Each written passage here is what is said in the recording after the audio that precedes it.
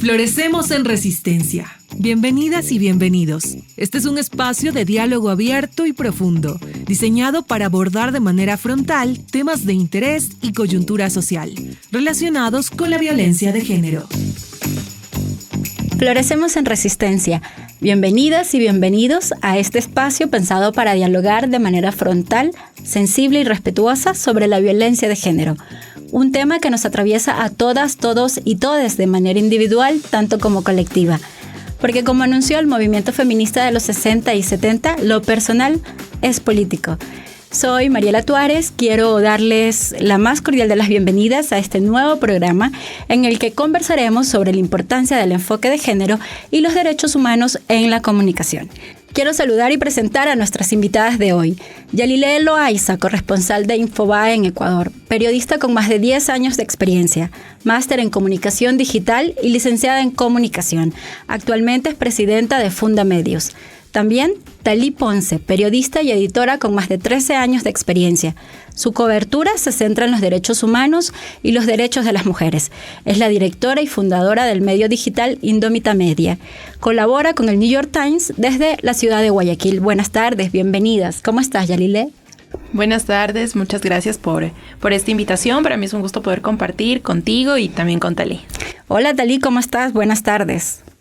Hola Mariela y todas quienes nos escuchan. Estoy muy feliz de estar aquí y poder conversar un poco sobre el trabajo y este tema tan importante.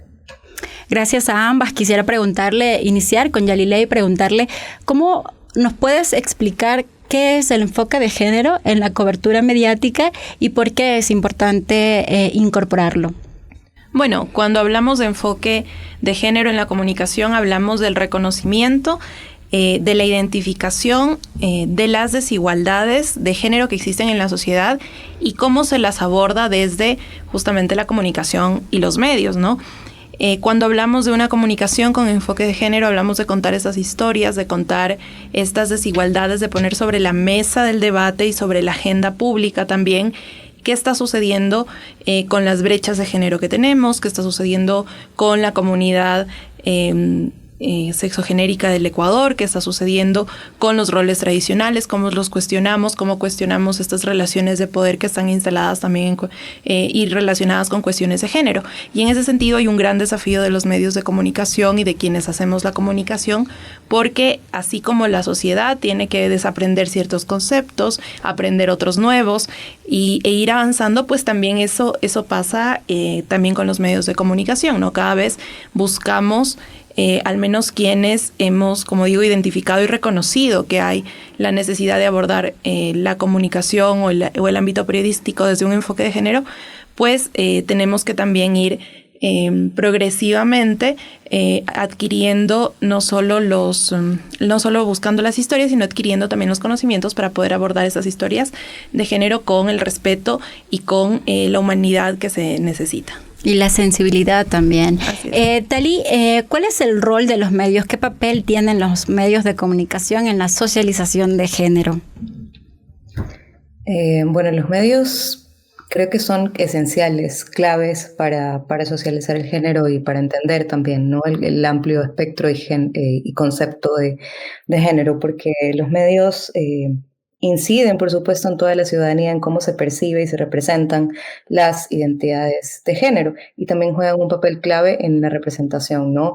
Nos ayudan a construir y a moldear estas ideas de lo que significan los roles de género, pero también son claves en la construcción y pueden ser también en la deconstrucción de estereotipos, percepciones, ideas, prejuicios que tenemos alrededor del género, y depende muchísimo, como ya lo decía Yalile, ¿no?, de la forma en la que se cubren las noticias, si es con o sin enfoque de género, que se sensibilice a la ciudadanía, se informe e incluso que sirva para tomar decisiones alrededor de las ideas que tenemos del género, ¿no? Y también me parece que los medios nos ayudan como a visibilizar cuáles son las problemáticas alrededor de este gran tema y también nos ayudan a buscar soluciones, ¿no?, alrededor de todo lo que existe sobre cómo se construye la idea del género.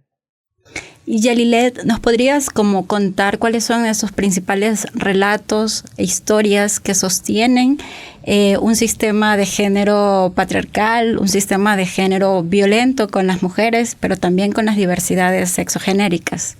Bueno, yo creo que hay algunas aristas alrededor de esto cuando tratamos justamente estas brechas y estas inequidades dentro de la comunicación. Una de esas es, por ejemplo, el abordaje, como lo decía Yatali.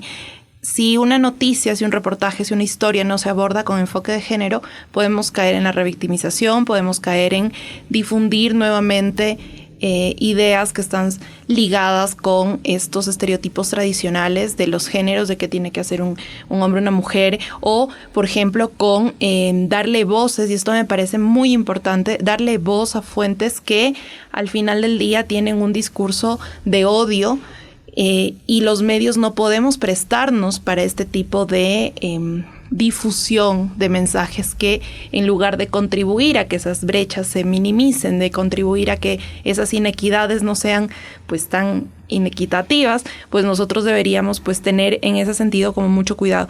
¿Dónde se ve esto? Por ejemplo, cuando y esto ahora gracias a la vida, a Dios, al universo, ya se aborda en las facultades de comunicación.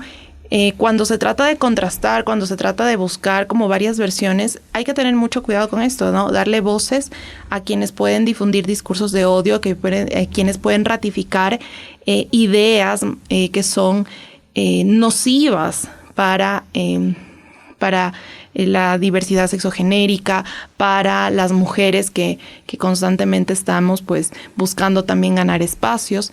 Entonces, por ejemplo, si es que un medio le da voces, por ejemplo, a personas que se llaman mal llamadas activistas, mal llamadas defensoras de derechos, etcétera, y se permite que se utilicen esas plataformas, pues allí vemos que el medio está sirviendo para justamente mantener esas ideas que son de un sistema patriarcal, que es lo que se trata, en cambio, desde el otro lado, ¿no? Desde el feminismo, desde la defensa de los derechos humanos, pues aplacar. Entonces sí me parece que allí podemos ver un ejemplo de cuando los medios de comunicación empiezan a expresarse como plataformas que, en lugar de mostrar estas nuevas realidades, pues simplemente siguen como eternizando un mensaje que ya en este siglo XXI pues cada vez hay más voces que nos quieren pues abrir los ojos y destapar la venda de esto, ¿no? Sí. Sostener el sistema y las normas, ¿no? Talí, ¿qué tal si nos cuentas un poco sobre el rol cada vez más importante y más visible que tienen espacios y medios alternativos como el que tú diriges, que disputan las narrativas tradicionales, y también como estas estrategias que utilizan ustedes en sus espacios para disputar estas narrativas y ofrecer también una perspectiva alternativa, ¿no? Uh-huh. Sí, gracias por hablar del trabajo de Indómita. Creo que es bastante difícil eso que estamos tratando de hacer, pero me da mucha alegría ver que no estamos solas, no somos las únicas que estamos tratando de disputar estas narrativas.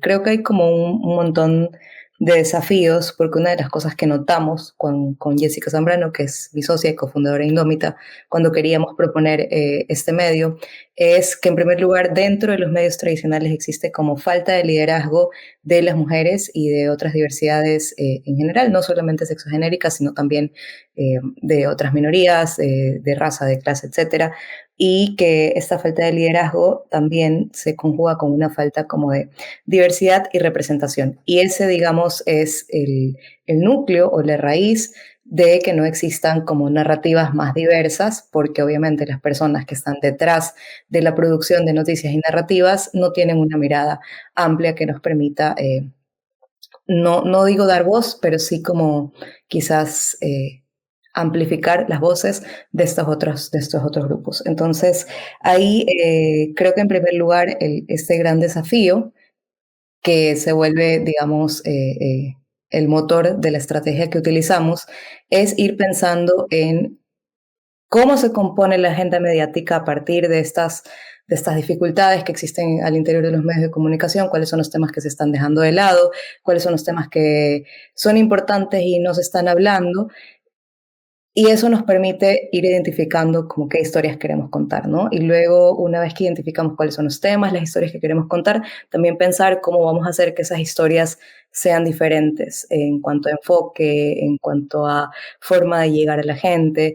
Y ahí una cosa que es esencial es el contacto directo con las audiencias, con las personas directamente involucradas, con las fuentes, que es algo que muchas veces los medios de comunicación tradicionales se olvidan, ¿no?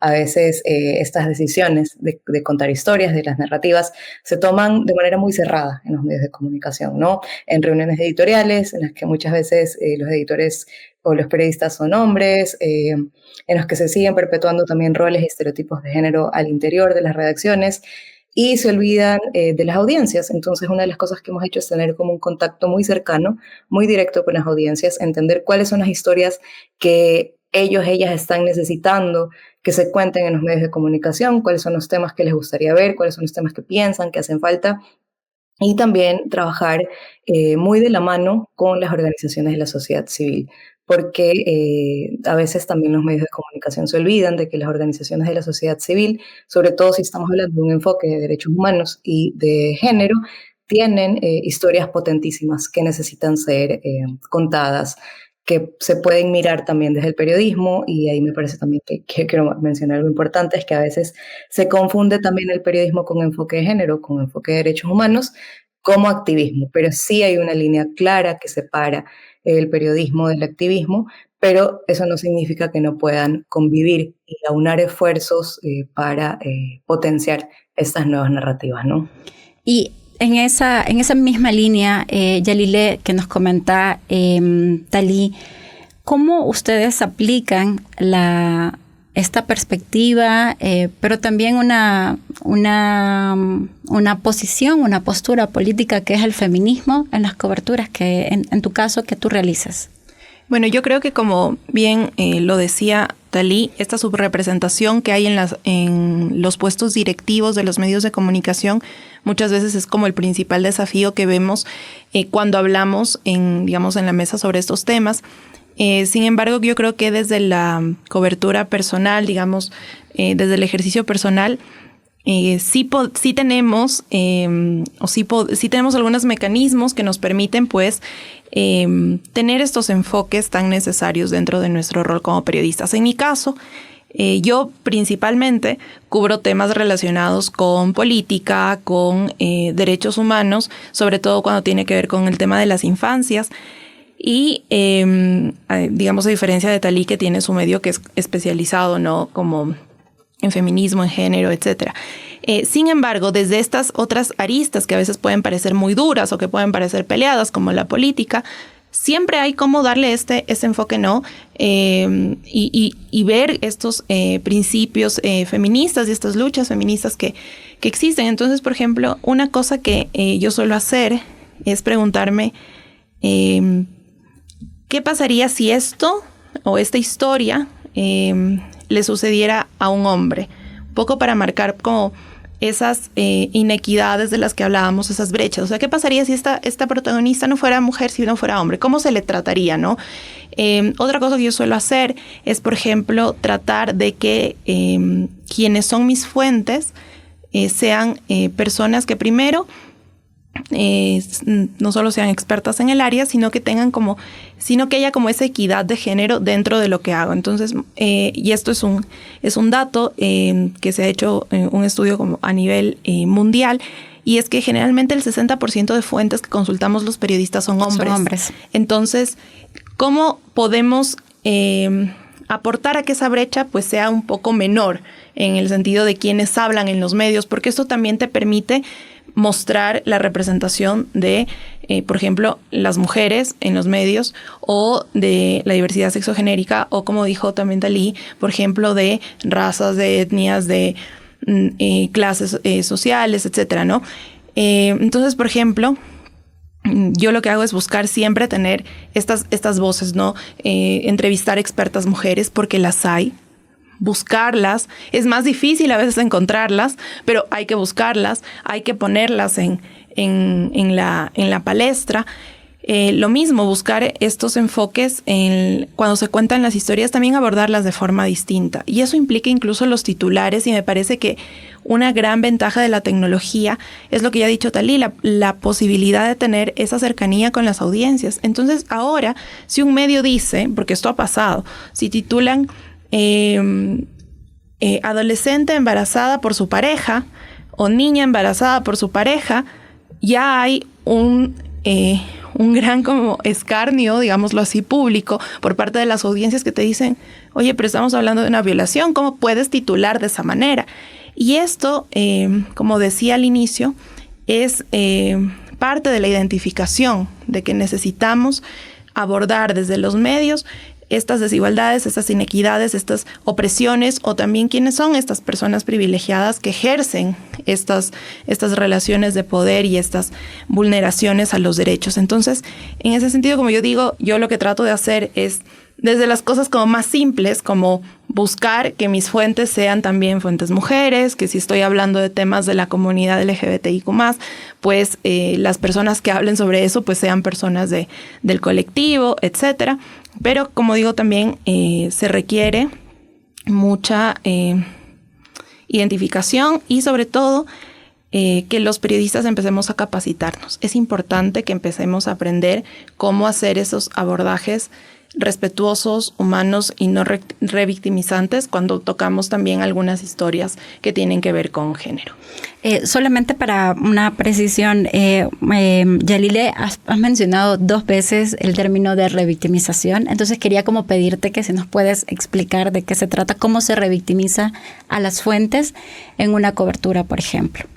Por ejemplo, muchas veces cuando se tratan temas que son delicados o sensibles, por ejemplo, cuando se habla con una sobreviviente de violación, cuando se habla con familias que por alguna razón han perdido a algún familiar o que están pasando por tragedias, revictimizarlos es volver a exponerlos o volver a hacerles, como se dice, revivir de alguna forma ese momento que los marcó. Se me ocurre en este momento un ejemplo. Una de las entrevistas más difíciles que he hecho en mi vida fue a la madre de una persona desaparecida. Y específicamente a Alexandra Córdoba, que es la madre de David Romo. La entrevisté cuando se cumplieron los 10 años de la desaparición de David Romo. Y, por ejemplo, yo ya me sabía, digamos, toda la historia. Me parece que una forma de revictimización hubiese sido pedirle a ella que me vuelva a contar cómo fue sufrir en aquel momento la desaparición de su hijo, cómo se sintió cuando le dijo a la autoridad que le pasó tal cosa a su hijo, etcétera. Porque esas cosas ella ya las ha hecho públicas. Eso ya está... es fácil, digamos, encontrarlo porque ya lo ha dicho. Entonces yo, por ejemplo, le entrevisté solo para preguntarle cómo avanzaban el caso en las cortes internacionales, pero pese a eso tenía que hacer un abordaje sumamente humano. Por ejemplo, en el caso de los desaparecidos, y esto yo creo que se aplica para cuando tratamos este tipo de historias, nunca se habla de un desaparecido como si ya estuviera muerto. Entonces, por ejemplo, saber esas cosas y ayudan a que en el trabajo periodístico no caigamos en nuevamente llevar a esa persona, a ese protagonista de nuestra historia, a esos lugares que le causaron tanto dolor y tanto daño. Cuando alguien, por ejemplo, aborda un abuso sexual, preguntarle, por ejemplo, detalles que no son necesarios es una forma de revictimizarlo. Entonces sí me parece que, por eso decía, la capacitación es muy importante en este aspecto. Gracias, Yalile. Dalí, volvemos contigo, que queríamos preguntarte también cuáles son las estrategias que ustedes utilizan para amplificar las voces que suelen quedar por fuera de la agenda mediática. Nos habías comentado ya como algunas de estas prácticas, de estas buenas prácticas que suelen tener en el medio en Indómita, pero quería como pedirte que si nos puedes profundizar un poco más sobre esas estrategias que utilizan también para visibilizar o contar las historias desde otra perspectiva, desde una mirada también feminista. Ustedes en la página web de ustedes se definen como un medio feminista y también cómo se intersectan o cómo ustedes logran incorporar una perspectiva interseccional también en el trabajo en estas otras historias que cuentan. Sí, bueno, te decía un poco esto de la cercanía con las audiencias y también la cercanía con las organizaciones de la sociedad civil. Creo que esas dos cosas son claves, pero creo que también hemos adoptado del feminismo quizás la forma en la que concebimos el medio. Tú sabes que el feminismo, por ejemplo, en las organizaciones feministas, dicen que ponen la vida de las mujeres en el centro, ¿no? Nosotras hacemos lo mismo, pero desde el periodismo. El periodismo no deja de ser periodismo porque trabajamos con métodos periodísticos, con géneros periodísticos, con rigurosidad, contrastamos fuentes, investigamos, partimos de hipótesis, tenemos hallazgos, y eso no deja de ser periodismo, pero sí es un periodismo que tiene, digamos, como base en el centro esta mirada profundamente feminista, que es además profundamente política, ¿no? Que implica cuestionarse cosas todo el tiempo y no solamente cuestionar cosas de la sociedad, del sistema, etcétera, sino también autocuestionarse cosas propias, ¿no? Es un trabajo creo que también bastante duro porque esa mirada política implica y esa estrategia implica también reconocer los propios errores, ¿no? Nosotras hemos encontrado errores también en nuestro propio trabajo, hemos pensado, por ejemplo, cuando pudimos haber sido no sé, como quizás sí fuimos revictimizantes y no queríamos serlo, pero ¿por qué cometimos ese error? ¿Cuándo podríamos haber sido quizás más críticas de algo y no lo fuimos? En alguna ocasión, por ejemplo, hicimos un ejercicio de fact-checking, que eso también es interesante porque buscamos también otros formatos quizás para llegar a las audiencias, ¿no? No es lo mismo solamente hacer un reportaje sobre la ley de aborto por violación que lo que hicimos en ese momento, que fue hacer un ejercicio de fact-checking de los discursos de los asambleístas durante los debates de la ley de aborto por violación en alianza con otros medios para que amplificaran este ejercicio de fact-checking que estábamos haciendo. Pero en ese momento nosotras hicimos un fact-checking de un asambleísta que es afro, y hubo un grupo de feministas que nos criticó arduamente porque habíamos puesto que la declaración que ella hizo era imprecisa. Nosotras tuvimos como una conversación al interior, ¿no? De qué es lo que había pasado, si es que realmente debimos haber puesto impreciso.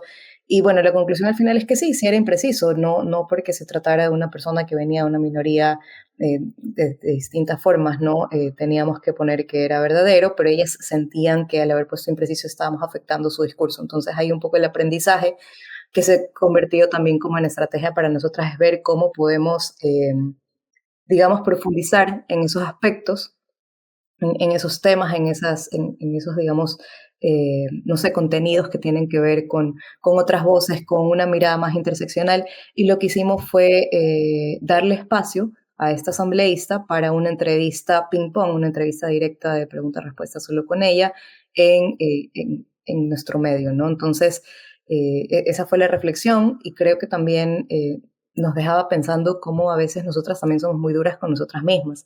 O sea, había medios tradicionales que habían hecho un montón de notas. Recuerdo uno de los periódicos más importantes del país había hecho una nota con un sesgo claramente antiderechos, dándole voces a estos grupos que, como decía Yelila al inicio, tienen como una agenda política clara en contra del enfoque de género de las mujeres, y las únicas que estábamos recibiendo la crítica éramos nosotras.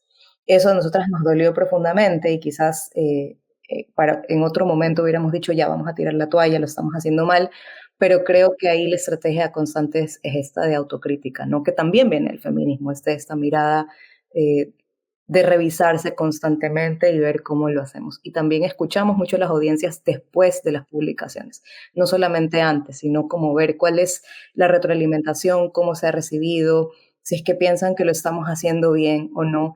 Y como te digo, eso no es fácil porque ya el periodismo solo, digamos, es bastante difícil y pensar en esto, y más aún si se tiene como esta mirada muy cercana al feminismo, pero creemos que es esa postura la que nos permite seguir contando las historias que estamos contando. Y también a veces tenemos retroalimentación, digamos, de los grupos que no necesariamente nos leen, pero que no les gusta el trabajo que estamos haciendo porque puede llegar a ser incómodo, porque es una especie de contrapoder, ¿no? al patriarcado. Por ejemplo, ayer en otro contexto hablábamos con Yelile y yo le contaba que a veces me han llamado defensora de criminales o cosas así, que son términos como muy duros solamente por contar historias de personas que están en las cárceles o de sus familiares, que son mayoritariamente mujeres. Entonces, eso también nos hace pensar en cuáles son los temas que incomodan, y a veces los temas que incomodan son los temas que deberían contarse.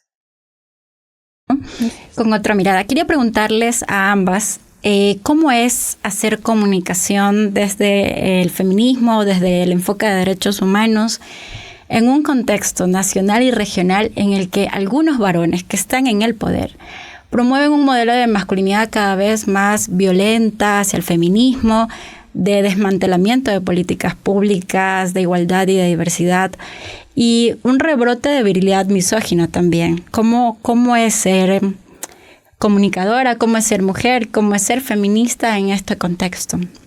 Creo que es un desafío, no deja de serlo diariamente, sin importar la fuente que se cubra. Me parece que en el caso de las mujeres periodistas, no solo que a veces es difícil entrar a estas redacciones, que como ya lo contaba Talía, a veces están conformadas por hombres con otros enfoques que no tienen que ver con los enfoques que una mujer podría aportar o que una persona de una minoría o de una diversidad sexogenérica podría aportar.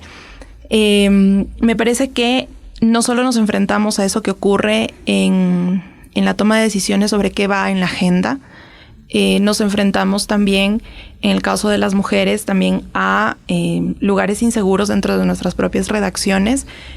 Talí les podría hablar más de esto, pero ella participó justamente en la elaboración de un protocolo de redacciones seguras, porque también el acoso, el abuso y las cosas que a veces las mujeres periodistas ponemos en agenda, pues también nos pasan a nosotras. Y luego pues enfrentarnos constantemente con justamente estos discursos políticos que estigmatizan, y que en el caso de las mujeres, cuando las mujeres empezamos a tener una cierta voz pública, no solo a través de nuestro trabajo periodístico, sino a través de nuestras redes sociales, etcétera, tenemos los ataques muy duros que sufrimos, y muchos de ellos no cuestionan nuestro trabajo, no cuestionan la forma en la que hacemos el periodismo, en la que hacemos opinión, sino que cuestionan nuestra forma de vestir, nuestra forma de vernos.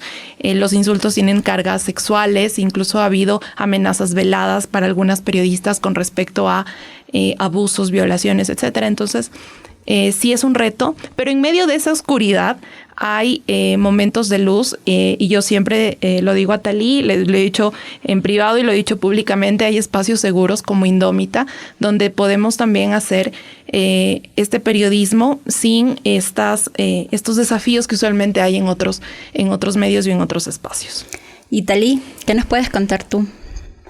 Bueno, sí, yo concuerdo mucho con Yalile. Creo que es un momento particularmente difícil, no solamente por el cuestionamiento que existe al feminismo directamente, sino que en particular estamos atravesando una crisis muy intensa, ¿no? Política, una crisis que está atravesada por narcotráfico, por violencia, por crimen organizado, y que ahora además la respuesta estatal ha sido la securitización del Estado, ¿no? Y esa securitización tiene unos tintes también profundamente patriarcales y profundamente masculinos, ¿no? De una masculinidad extrema, tóxica y violenta. Entonces, sí creo que eso nos pone como en un riesgo a las periodistas mujeres. A mí me parece curioso que la mayoría de periodistas que estamos cubriendo temas duros y pesados como crimen organizado y narcotráfico, la mayoría somos mujeres. Por supuesto que sí hay hombres, pero la mayoría somos mujeres las que estamos haciendo el periodismo de investigación y ese tipo de cosas.